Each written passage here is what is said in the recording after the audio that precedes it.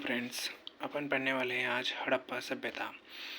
आगे अपन first video में जान चुके हैं हड़प्पा सभ्यता की बेसिक जानकारी। अब देखते हैं इस टॉपिक से हड़प्पा सभ्यता की कृषि प्रौद्योगिकी, यानी वहाँ पर कृषि प्रौद्योगिकी कैसी थी, एग्रीकल्चर की जो टेक्नोलॉजी थी वहाँ पर वो किस प्रकार की थी, किस प्रकार खेती किया करते थे। देखते हैं कि हड़प्पा स्थलों से अनाज के दानों मिले हैं जिनसे यहाँ की कृषि के संकेत मिलते हैं। यानी वहाँ से क्या हड़प्पा सभ्यता है, वहाँ से अनाज के दाने मिले। इससे पता चलता है कि यहाँ पर खेती होती थी। आगे देखते हैं, खेत जोतने के लिए बैलों व हलों का प्रयोग किया गया है यहाँ पर।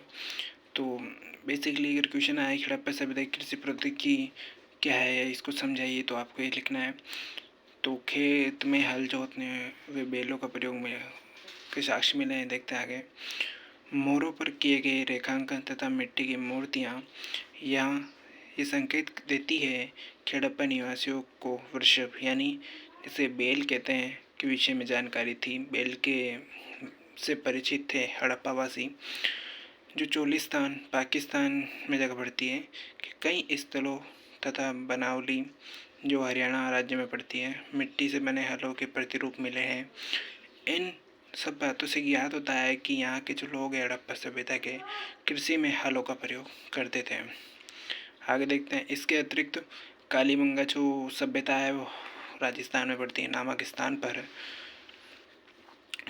जुते हुए खेतों के साक्ष्य मिले हैं, यहाँ पर प्रमाण मिले हैं। कालीबंगा सभ्यता जो बेसिकली हनुमानगढ़ जिले में पड़ती है, इस खेत में हल रेखाओं के दो समूह एक दूसरे को समकोण पर काटते थे। इस पर अनुमान लगाया गया कि एक खेत में एक साथ दो अलग अलग फसलें उगाई जाती थी। हड़प्पा वासी एक साथ दो प्रकार की खेती किया करते थे, गेहूँ जौ। लेकिन यहाँ से चावल के प्रमाण नहीं मिले हैं हड़प्पा सभ्यता में, जो कालीबंगा सभ्यता है वहाँ से। अब देखते हैं दूसरा पॉइंट है कृषि उपकरण, यानी उनके जो कृषि के उपकरण क्या थे, खेती करने के क्या क्या साधन थे, क्या क्या उपकरण वो प्रयोग में लेते थे।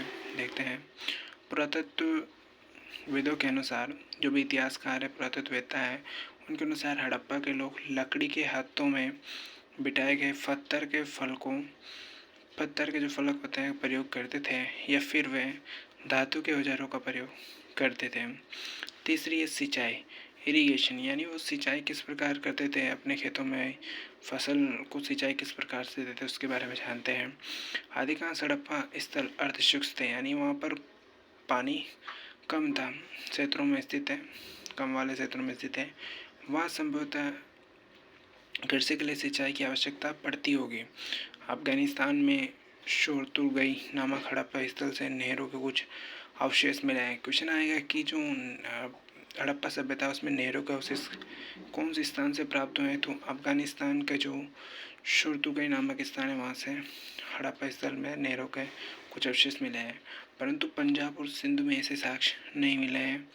हड़प्पा स्थल में कुओं के अवशेष भी मिले हैं। इसके अतिरिक्त धोलावीरा जो गुजरात में जगह पड़ती है से जलाशयों के अवशेष भी मिले हैं, अब देखते हैं अर्नेस्ट मैके द्वारा अवतल चक्की का दिया गया वृत्तांत। अब क्वेश्चन आ सकता है कि अर्नेस्ट मैके द्वारा अवतल चक्की का दिया गया वृत्तांत समझाइए। तो देखते हैं इसको। अवतल चक्कियाँ बड़ी संख्या में मिली है और ऐसा लगता है कि ये चक्कियाँ अनाज पीसने में काम आती थी, जो एकमात्र साधन थी, अनाज पीसने का एकमात्र साधन थी। सामर्थ्य चक्कियाँ स्थल कठोर कंकरीली और अग्निज अथवा बलुआ पत्थर से निर्मित थी। इन चक्कियों के तल सामान्यतः उत्तल है, जो निश्चित रूप से इन्हें जमीन से अथवा मिट्टी में जमा कर रखा जाता होगा, जिससे इन्हें हिलने से रोका जाता होगा। ये वहाँ पे चक्कियाँ मिली है। दो प्रकार की चक्कियाँ पाई जाती है हड़प्पा सभ्यता में। पहली देखते हैं, जिन पर एक दूसरा छोटा पत्थर आगे पीछे चलाया जाता था, जिससे निचला तंत्र खोखला हो गया था। दूसरी देखते हैं, जिनका प्रयोग संभवतः केवल सालन पर तरी बनाने के लिए जड़ी बूटियों तथा मसालों को कूटने के लिए किया जाता था। इन दूसरे प्रकार के पत्थरों को हमारे श्रमिकों द्वारा सालन पत्थर का नाम दिया गया। अब देखते हैं हड़प्पा का ही सभ्यता का ही एक स्थल है मोहनजोदड़ो। मोहनजोदड़ो कहाँ पर स्थित है वर्तमान में देखते हैं तो पाकिस्तान के सिंध प्रांत में लरकाना जिला पड़ता है पाकिस्तान में। वह सिंधु नदी के तट पर स्थित था ये मोहनजोदड़ो। इसकी खोज किसने की मोहनजोदड़ो की तो 1922 ईस्वी में राखलदास बनर्जी ने। हड़प्पा सभ्यता की खोज कि हड़प्पा जो केंद्र उसकी खोज किसने की थी तो वो एराम साहनी ने 1921 में। अब मोहनजोदड़ो का अर्थ क्या होता है बेसिकली एक नंबर में आ जाए कि मोहनजोदड़ो का क्या अर्थ है तो मृतकों का टीला। अब देखते हैं आगे मोहनजोदड़ो के बारे में। मोहनजोदड़ो दो भागों में विभाजित है। एक भाग छोटा है जो ऊंचाई पर बनाया गया है तो दूसरा भाग अपेक्षाकृत अधिक बड़ा है जो नीचे बनाया गया है। छोटा भाग तथा बड़ा भाग निचला शहर कहलाता है। जो नीचे वाला भाग है जहाँ पर आम नागरिक निवास करते हैं वो निचला शहर कहलाता है और दुर्ग को दीवार से घेरा गया है और वो तथा निचला शहर भी दीवार से घेरा गया है। दोनों दीवारों से घेरे गए हैं लेकिन जो दुर्ग है उसमें राजा महाराजा निवास करते होंगे और जो निचला शहर है उसमें आमजन निवास करते हैं। पहले शहर का नियोजन किया गया था फिर उसके अनुसार उसका कार्यान्वयन किया गया था। आपको सारी बातें लिखनी है। इसके अतिरिक्त भवनों को ऊंचे चबूतरों पर बनाया गया। जो भवन है उनको ऊंचे ऊंचे चबूतरों पर बनाया गया। आगे देखते हैं जो नींव का कार्य करते हैं। ईंट के एक निश्चित अनुपात में होती थी जहाँ लंबाई और चौड़ाई ऊंचाई के क्रम में 4 गुनी और 2 गुनी होती थी। 2 अनुपात 4 अनुपात 8 अनुपात ऐसी अनुपात की ईंटें मिली है।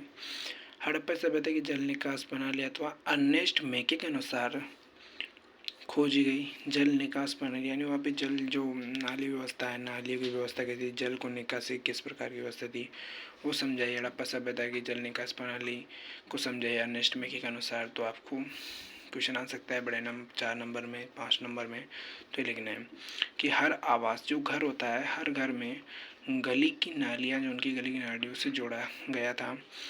मुख्य नाले में जमाई गई ईंटों से बने थे उन्हें ऐसी ईंटों से ढका गया था जिन्हें सफाई के लिए हटाया जा सकते हैं। कुछ स्थानों पर ढकने के लिए चूना पत्थर की पट्टी का भी प्रयोग किया गया था। घरों की नालियाँ पहले एक होदी या मलकुंड में खाली होती थी जिसमें ठोस पदार्थ जमा हो जाता था और गंदा पानी नाली की जो आगे की नालियाँ उसमें बह जाता था। बहुत लंबे नालों में कुछ अंतराल पर सफाई के लिए होदियाँ बनाई गई थी। मलबे मुख्यतः रेत व छोटे छोटे ढेर समय तक निकासी के नाले के अलग अलग अगल बगल में पड़े मिलते थे जो दर्शाता है कि नालों की साफ सफाई के बाद जो वहाँ पर कब्रे की हमेशा जो वहाँ पर जो कपड़े पड़े रहते थे उनको कभी हटाया नहीं जाता था। अब आगे देखते हैं ये जल निकास प्रणालियाँ केवल बड़े शहरों तक ही सीमित नहीं थी बल्कि ये कई छोटी बस्तियों में भी मिली है। हम देखते हैं सिंधु सभ्यता। मोहनजोदड़ो हड़प्पा सभ्यता के गृह स्थापत्य की कौन कौन सी विशेषता आज भी प्रासंगिक है वेरी इंपॉर्टेंट है। 2024 के लिए भी इम्पोर्टेंट है और 2022-23 सभी बोर्डों के लिए इम्पोर्टेंट है। मैं लिख देता हूँ 2025 के लिए भी ये इम्पोर्टेंट है। वेरी इंपॉर्टेंट क्वेश्चन है भाई। देखते हैं आगे इसके बारे में। सिंधु सभ्यता के लोगों के मकान प्राय पक्की ईंटों के बने होते थे। कई आवासों के मध्य एक बागन था यानी एक भवन था जिसे चारों ओर कमरे बने हुए हैं। भूमि तल पर बनी दीवारों पर इसके खिड़कियां नहीं थी। जो नीचे की जो फर्स्ट बिल्डिंग थी फर्स्ट फ्लोर पर खिड़कियां नहीं थी। इसके अतिरिक्त मुख्य द्वार से आंतरिक भाग अथवा आंगन को नहीं देखा जा सकता था। ये विशेषता है सिंधु घाटी सभ्यता की आपको लिखनी। तीसरी विशेषता है प्रत्येक घर का ईंटों के फर्श से बना अपना एक स्नानागार होता था जो भी अपन बात बोलते हैं नहाने का। कुछ घरों में दूसरी मंजिल पर छत पर जाने के लिए सीढ़ियाँ बनी थी।